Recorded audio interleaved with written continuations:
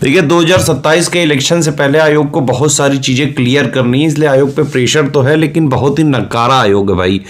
बहुत डिले कर करके चीज़ें कर रहा है, स्टूडेंट्स बहुत परेशान हो रहे हैं। एचईओ निकाल दी वैकेंसी, सिलेबस नहीं दे रहे हैं। एक और टेक्निकल एजुकेशन टीचिंग सर्विसेज वाला जो एग्ज़ाम है उसकी जीएस और हिंदी का कंप्लीट तैयारी का batch study for civil services के ऐप में आ चुका है, आप उसको ले सकते हैं। एचईओ का भी बैच चल रहा है कंप्लीट तैयारी का स्टडी फॉर सिविल सर्विसेज के ऐप में, आप उसको ले सकते हैं, पूरी तैयारी कर सकते हैं। जो सिलेबस होगा उसी हिसाब से रखेंगे। हमारा कमिटमेंट इसमें यूपीजी के जीएस, हेल्थ साइंस वगैरह का है।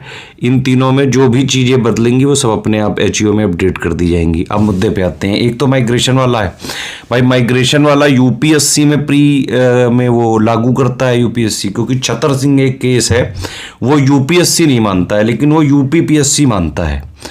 अब सुप्रीम कोर्ट का जो ऑर्डर है वो ये है कि भाई जो भी अगर किसी ने कोई बेनिफिट लिया है तो किसी स्टेज में अगर जो है उन्होंने कैटेगरी का बेनिफिट लिया तो उसी कैटेगरी में रहेगा। जैसे टीना डाबी जो हुई थी, उसने क्या, उसका प्री का जनरल का जो है कट ऑफ नहीं निकला था, ये आपको पता होगा है ना। प्री का उसका जो कट ऑफ था वो एससी कैटेगरी से निकला था, जनरल से काफ़ी कम नंबर थे, लेकिन फाइनली मेंस और इंटरव्यू में ओवरऑल उसके हाईएस्ट नंबर थे, इसलिए वो रैंक 1 थी, लेकिन उसमें फिर भी एससी लिखा था। तो यूपीएससी तो मानता है माइग्रेशन को, प्री में लागू कर देता है।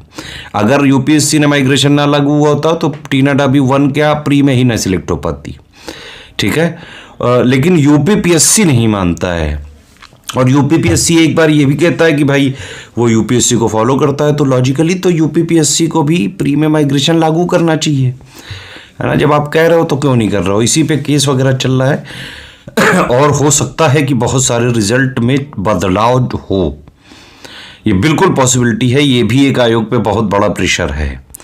बाकी 2024 का भी रिजल्ट सुन रहे हैं, फरवरी के सेकंड वीक तक आ सकता है। 2025 का मेंस जो है वो अप्रैल के फर्स्ट या सेकंड वीक तक हो सकता है। 2026 का प्री शायद जो है मैक्सिमम पॉसिबिलिटी अब बन रही है सितंबर अक्टूबर में होने की, है ना। 2026 की कंप्लीट सिलेक्शन तक की तैयारी का प्री और मेंस का स्टडी फॉर सिविल सर्विसेज का टेलीग्राम वाला बैच ज्वाइन करके स्ट्रिक्टली एग्जाम तक फॉलो करें, पूरा जो है सिलेक्शन उसी से हो सकता है। आरओ की भी वैकेंसी आएगी जरूर इस बार, उसकी भी तैयारी का ग्रुप चल रहा है स्टडी फॉर सिविल सर्विसेज में, और इस बार अच्छी पोस्ट भी आ सकती है आरओ में। इवन बीईओ की वैकेंसी भी इस बार आनी है, अप्रैल मई तक जो है शायद टारगेट है। आगे पीछे 1-2 महीने हो सकता है, लेकिन आनी जरूर है इस बार। और बीईओ की जो एलिजिबिलिटी है वो भी ग्रेजुएशन प्लस बीएड है। तो ये अभी तक के मेजर अपडेट्स हैं। एससीएस के फ्री टेलीग्राम में डेली पिक्स का रिवीजन चालू कर दिया है।